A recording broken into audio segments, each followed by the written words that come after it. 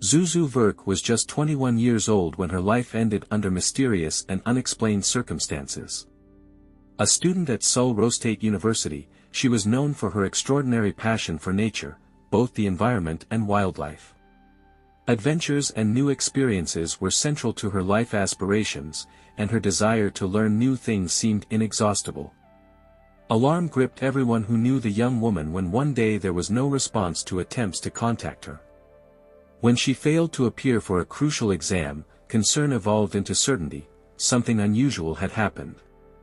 Everyone who knew Zuzu well understood that she would never disappear without warning her loved ones. Whether she had fallen ill or found herself in a difficult situation remained an open question. With each new fact that emerged in the case, her family's premonitions about a tragic outcome only strengthened. Zuzu was born on April 22, 1995, in the town of Kalair in the state of Texas. Her parents were Lori and Glenn Verk. The family also included her brother Miles, with whom she maintained a warm relationship. According to her brother's memories, Zuzu was exceptionally cheerful and kind, constantly infecting those around her with her genuine laughter. In every photo, she radiated joy, as if happiness never left her. The girl's name had a special origin. Her father decided to honor the memory of a character from the 1946 Christmas film, It's a Wonderful Life. The film held a special place in the Verk family's values, so they agreed, if they ever had a daughter, they would name her Zuzu.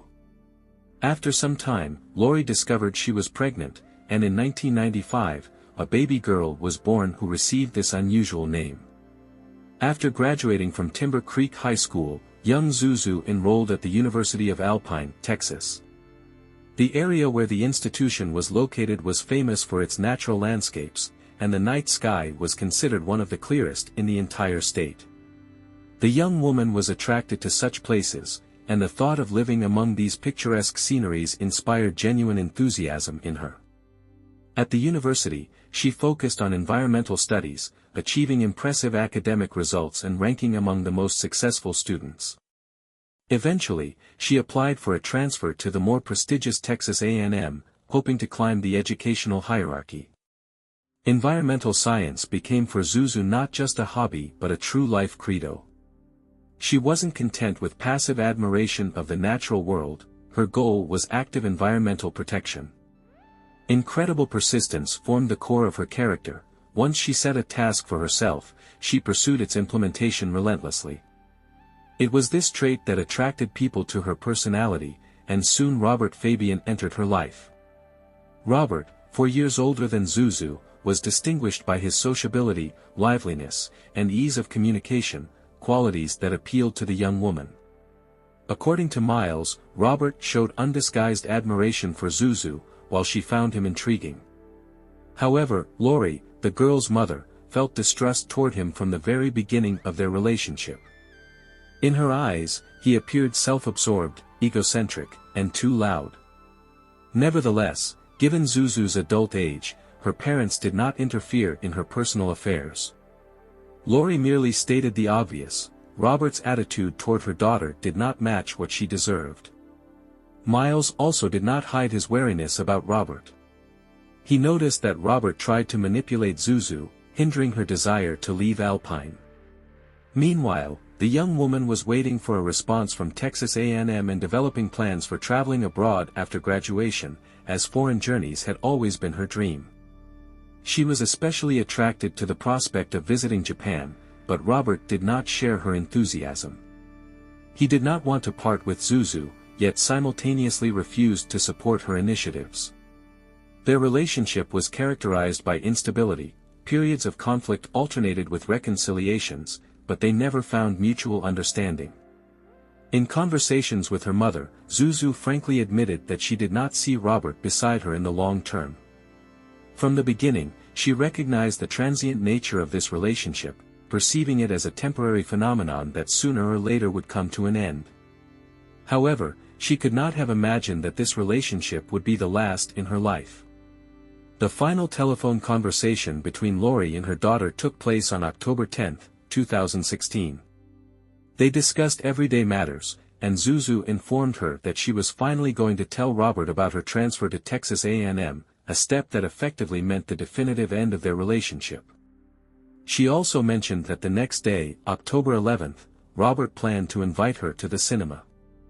When Zuzu did not respond to calls and messages over the next few days, it caused concern, as such behavior was uncharacteristic of her. Despite her busy schedule, she always found a moment to inform her parents about her affairs. Lori sent her messages, hoping to receive at least some response. Finally, overcome with despair, she simply wrote, "Please tell us you're alive." Attempts to contact Robert were also unsuccessful. He claimed that he had not seen Zuzu that day and decided to give her personal space. After some time, it was he who contacted law enforcement authorities requesting them to check on the young woman's condition. On October 14th, Zuzu was officially declared missing. Police immediately focused their attention on Robert, as he was the last person to have contact with the young woman. During questioning, he said that on the evening of October 11th, they had arranged a romantic dinner at his apartment. According to him, everything proceeded in a friendly atmosphere until the moment when he carelessly mentioned his former girlfriend.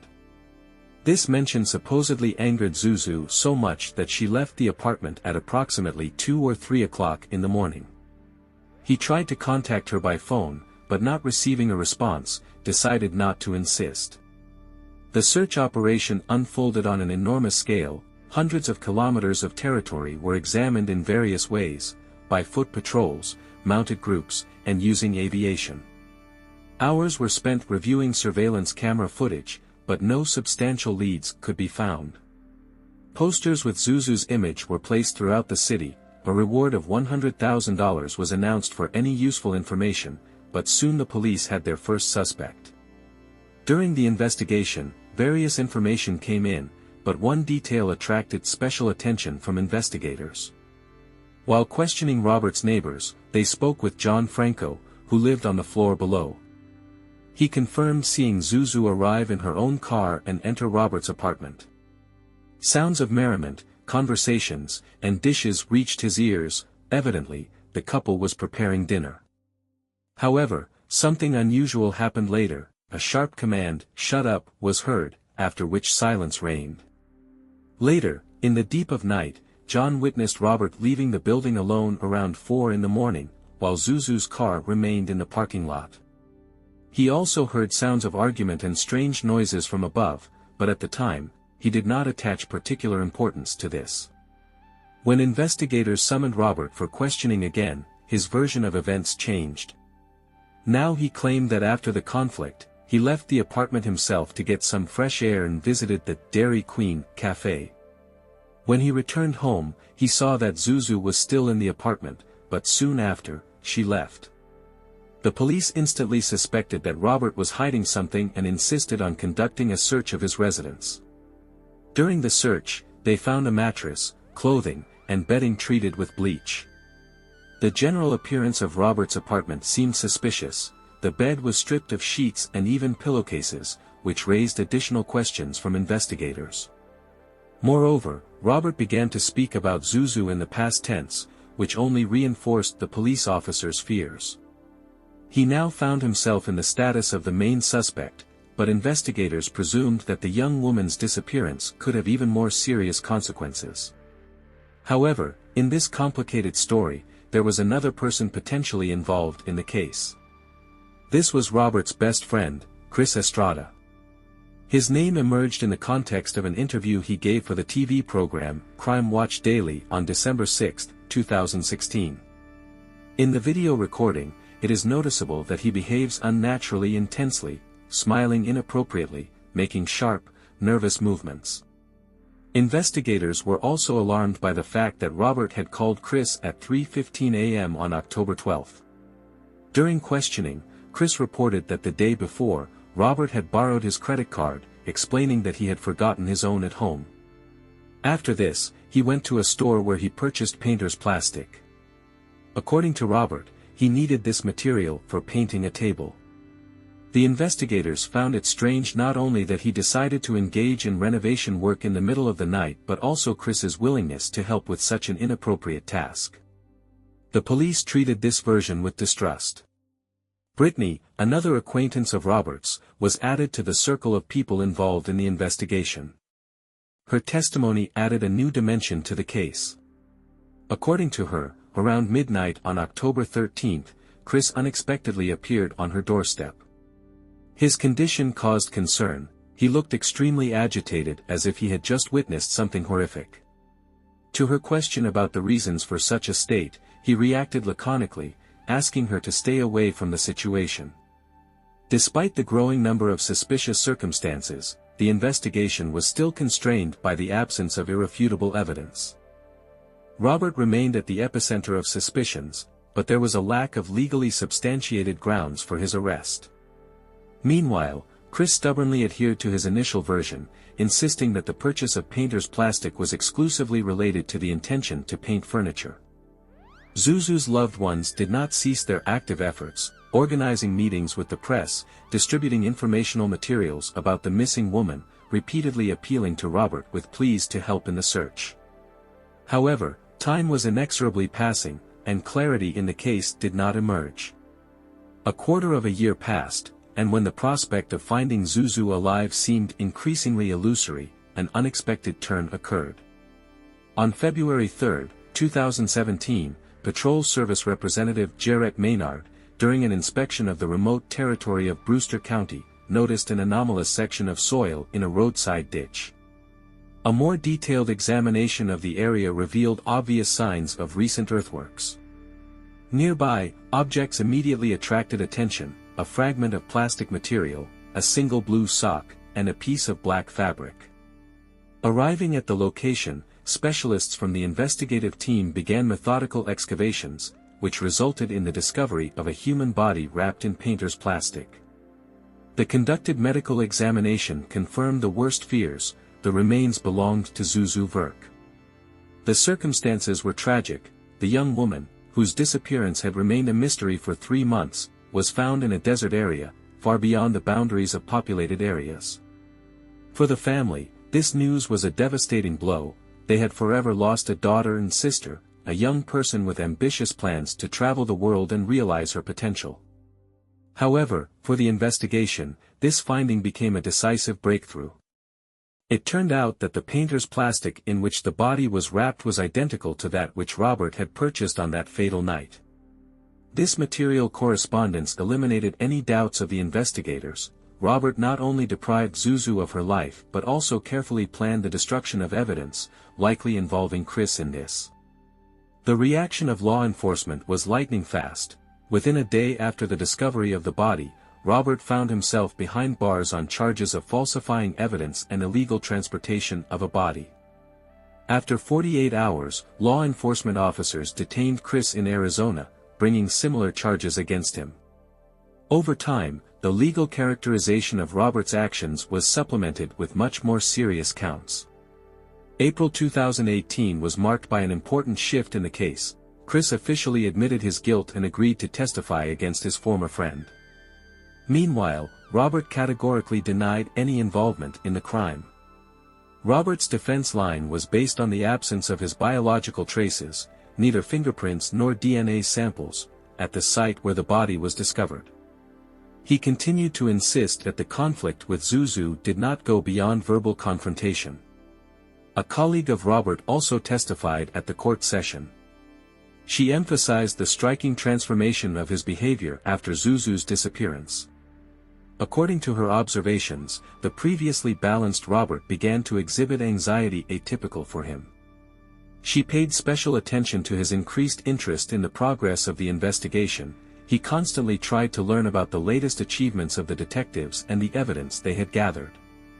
On the third day of court hearings, Chris presented his version of events. According to him, on the night after Zuzu's disappearance, he received a call from Robert, who reported an emergency situation related to matters of life and death. In their conversation, Robert confessed that initially, the dinner with Zuzu proceeded in a calm atmosphere but later escalated into an argument with fatal consequences. The dispute took on a physical character, during which Robert squeezed the young woman's neck. Zuzu desperately tried to breathe, but within a short period of time, signs of life in her disappeared. As Chris testified, Robert was in a state of severe emotional shock, sought to bring the young woman back to life by applying cardiopulmonary resuscitation techniques, but all efforts proved futile. Realizing the irreparability of the situation, Robert began planning ways to conceal the crime. Investigative authorities interpreted such a sequence of actions as an attempt to present the event as an accident. However, experts emphasized, considering Zuzu's good physical condition and the circumstances of the incident, such an interpretation is unacceptable. After the tragedy, as Chris testified, Robert repeatedly contacted him, persistently asking for help in disposing of the body. He even personally visited Chris's residence, convincing him to refrain from contacting law enforcement authorities. Although Chris was not a direct participant in the murder, his prolonged silence about the facts known to him led to delays in the investigation and the continuation of suffering for Zuzu's family. Throughout this period, Chris witnessed the deep grief of the young woman's parents, but his loyalty to Robert prevailed over moral duty. In the process of the court hearing, another unexpected witness appeared.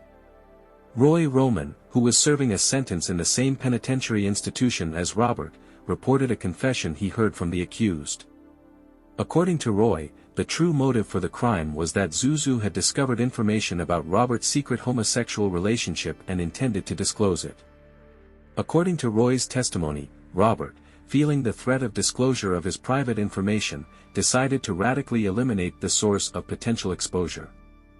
Robert himself continued to deny the deliberateness of his actions, but his arguments did not find support among the jurors. On May 8, 2019, after 5 hours of discussion, the judicial body made the final decision. Robert was found guilty on all charges brought against him. He was sentenced to the maximum punishment, life imprisonment with an additional term of 29 years for attempts to conceal evidence of the crime. Chris received a sentence in the form of 3.5 years of imprisonment and a financial penalty for complicity in concealing traces of criminal activity. For Zuzu's loved ones, the court decision became a source of ambivalent emotions. On one hand, the establishment of justice brought some relief, on the other hand, no punishment could compensate for the loss of a beloved daughter. A symbolic epilogue to this story was a letter from Texas A&M, which certified Zuzu's acceptance to this educational institution. Thus, her cherished dream came true posthumously, without her knowledge. Honoring the memory of Zuzu, the leadership of Sul Ross University assigned her name to the amphitheater and established a named scholarship for students specializing in the field of natural resource protection. The tragic irony of fate lies in the fact that the young woman, who cherished dreams of travel and professional self-realization, became a victim of a person who should have been a source of support and love. For the Verk family, awareness of this paradox remains an inexhaustible source of pain. I look forward to hearing your thoughts in the comments. Don't forget to subscribe to the channel and hit the like button. Until next time, friends.